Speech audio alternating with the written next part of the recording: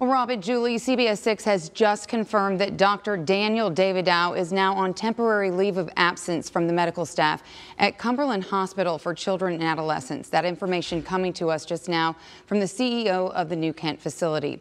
Davidow has served as the medical director at Cumberland since 1996, according to his professional LinkedIn page. CBS 6 has been looking into complaints regarding Cumberland Hospital for the last 6 months, including accusations against Davidow. As we first reported last week, Virginia State Police have been investigating multiple allegations of abuse and neglect at that hospital since 2017. Davidow currently faces no criminal charges. News of Davidow's leave of absence comes on the same day that a Cumberland psychotherapist appeared in court for the first time. Last week, 72-year-old Herschel Mickey Hardin was charged with 2 counts of object sexual penetration by force. Investigators say the crimes happened in 2018 and 2019, and the Virginia Attorney General's office confirms that the victim was a former female patient at Cumberland Hospital for Children and Adolescents. Hardin said at today's hearing that he had not yet hired an attorney, and the judge continued the case until February 24th. The Attorney General's office is prosecuting the case against Mickey Hardin, who remains out on bond. We reached out to Cumberland about the charges against him, and CEO Gabe Brooks said that Hardin voluntarily resigned last September, but that the hospital only became aware of the allegations after that resignation. Brooks also says, quote, "We offer our sympathies to any victim of child abuse, including the alleged victim in this indictment, and will continue to cooperate fully in any investigation of Mr. Hardin's conduct at Cumberland Hospital." Once again, that they are dealing with this investigation, and they will be working with state police. And we will, of course, bring you any updates as they become available. Rob and Julie. All right, Laura, thanks so much for all your hard work on this investigation. Yeah. All right, well, let's turn now to the weather. It's been a cool and now it's been a wet day that we are experiencing right now in our area. Despite the rain, CBS 6 Chief Meteorologist Zach Daniel is outside today. Let's go out and see what things are looking like out there and get the latest, Zach. Yeah, rain is pretty steady out here right now. It's pretty light rainfall and there's not a lot of wind, so overall it's not quite as miserable as it could be. Let me show you what we've got outside right now. And currently, our rain continues to be pretty thick across the area, and it's, again, just a steady light rainfall. There are some pockets of some moderate rain in there as well, but it's definitely enough to keep everything wet. And some of this is going to be running off into the rivers, and we still have some river flood warnings along the Chickahominy and the Appomattox rivers. And look at the fetch of moisture. It runs all the way down into the deep south. You get into some thunderstorms across parts of Mississippi and Alabama. We don't really have anything like that in our future over the next few days. The temperatures are getting cooler as the rain falls. It's cooling the temperature down to the dew point. And so we're down to 51 in Richmond. We were in the mid 50s earlier today. It's still 60 over in Kilmarnock, but as the rain picks up, they'll drop as well. And we have mid to upper 40s. It's kind of a raw day back to our north and west. All right, here's your forecast for the rest of this evening. High rain chances between now and 8 o'clock, and still pretty good chances all the way through 11 o'clock tonight. We'll have more rain tomorrow, but mainly in the first half of the day. We'll talk about that and a surge of much colder air headed this way. I'll show you when to expect that in just a few minutes. Thank you, Zach. And download our smartphone apps to track the weather. And remember to download our new CBS 6 Breaking News app. Just search WTVR in your phone's app store.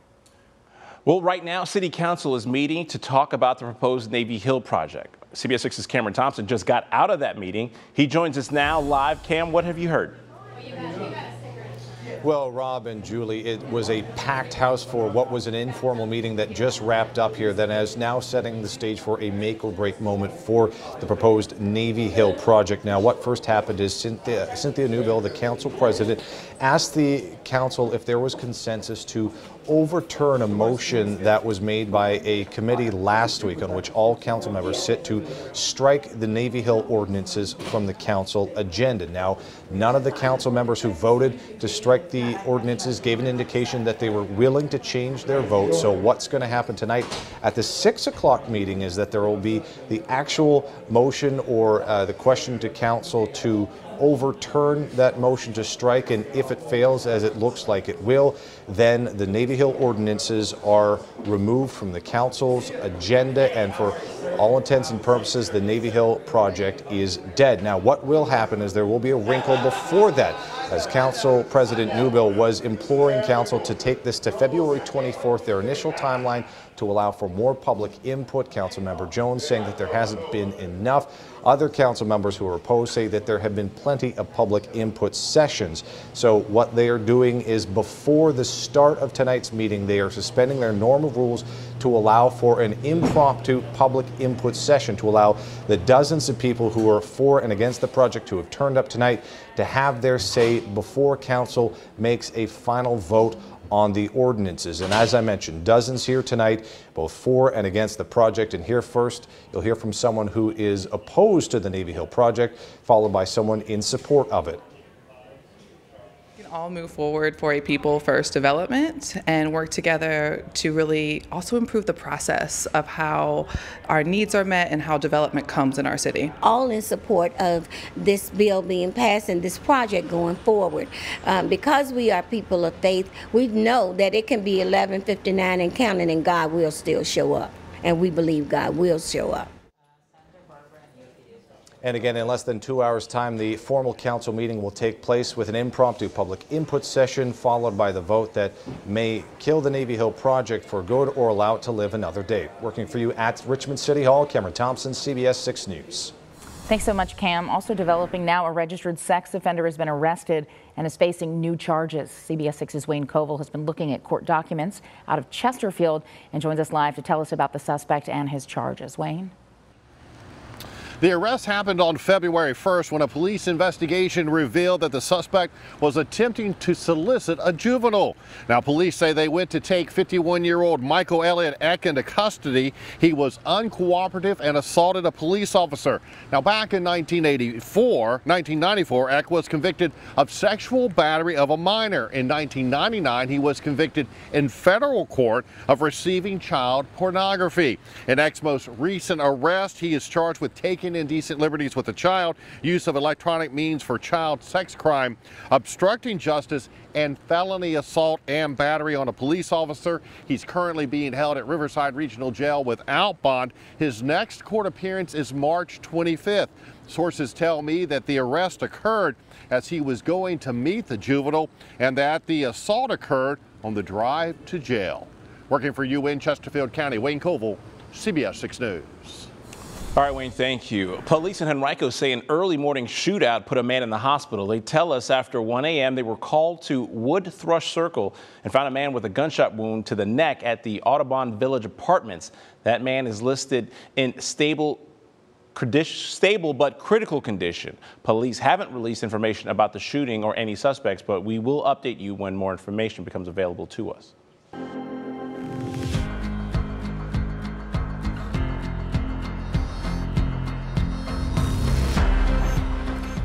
It is becoming more likely that the Commonwealth and lawmakers could decriminalize simple possession of marijuana this year. A bill that would do so passed the state house today. And as our Jake Burns tells us, it's likely headed to a vote in the Senate sometime soon. Jake?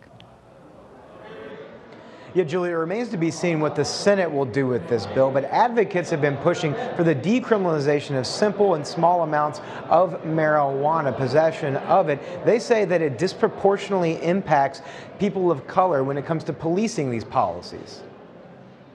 Possession and consumption of marijuana. In Virginia's ornate House of Delegates chamber, criminalization of marijuana impacts our communities every day. Virginia moves towards decriminalizing possession of small amounts of pot. This hopefully will take us one step closer to reducing the arrest and jailing of people for simple possession. Under Delegate Charnel Herring's bill, a person caught with small amounts of marijuana would face a $25 fine, which would be similar to paying a parking ticket.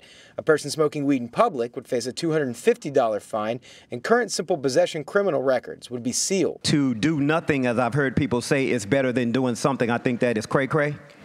I think that is ridiculous. State officials say decriminalization would reduce the population in jails. Just last year, more than 13,000 people were convicted of a first or second offense of simple marijuana possession, according to the state, and more than 1,000 saw active time in jail. When it's decriminalized, you're going to see a lot less stigma surrounding it. Emily Crawford lives in Maryland, a state that decriminalized marijuana a few years ago. A lot of my friends, they don't have to worry about, oh my gosh, the cops are going to show up and I'm going to get slapped on the wrist or arrested for this pittance amount of pot. I happened to live in Denver for about 6 months, and I was very familiar with people that were on marijuana. Ashley Miller says those experiences worry her now. She sees decriminalization as a slippery slope. It's going to lead to the legalization of marijuana and take that to its logical end, and we'll be having mayhem in the streets. Some opponents of decriminalization say that it will lead to increased drug use and abuse. Several Republicans did join Democrats in passing the House version of this bill today. It goes to show that the attitudes towards marijuana in Virginia may be shifting. Coming up tonight at 6, we'll have the latest data that may show just that. Working through the state capitol, Jake Burns, CBS 6 News. All right, Jake, thank you. And another bill we're tracking would take down this statue of Robert E. Lee that sits at the U.S. Capitol. It stands as one of Virginia's contributions to the National Statuary Hall. The statue has stood in the hall since 1909. The bill is currently on the House floor, and it has until tomorrow to be passed. NASA making plans to return to the moon in 4 years, and some of the men and women who will work to accomplish that task are right here in Virginia. Next, we'll get an update on the new space race and tell you about the Virginians who will help. And the XFL is back. Yes. Remember that old football league? Yeah, and it has a lot of people talking. Next, we're going to tell you how much tickets to a game in D.C. cost and compare them to a different football team in the same city. I think you know what team I'm talking about, Zach. Yeah, I do. All right, rain continues to fall across the area, and we've got more of it headed this way this week. We'll talk about that and some much colder air on the way when the news at 5 continues. Hello, it's me, Rob, Reba, Kristen, and Nikki D. Wake up, it's time to go. Wake up and hear the flow. Welcome in here. Welcome.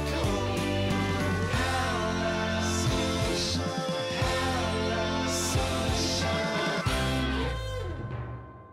Good morning. Good morning. Good morning. Ashley Home Store's National Sale and Clearance is here. Get ready, Richmond. It's time. Time for the Virginia International Auto Show. The 14th through the 16th at the Greater Richmond Convention Center. Hundreds of new cars, trucks, and much more. Go to virginiaautoshow.com for discounts. Don't miss it. Hey, I'm Sherry and Nez Vacuum. You know what sucks? Not me. Not since they started living the maintenance-free life here at Brandon Mill Woods. Now I just sit here doing nothing, instead of stuffing my face with a steady diet of dirt balls and floor crumbs. Don't judge me, bird. Now, I don't know what they're off doing, but it clearly doesn't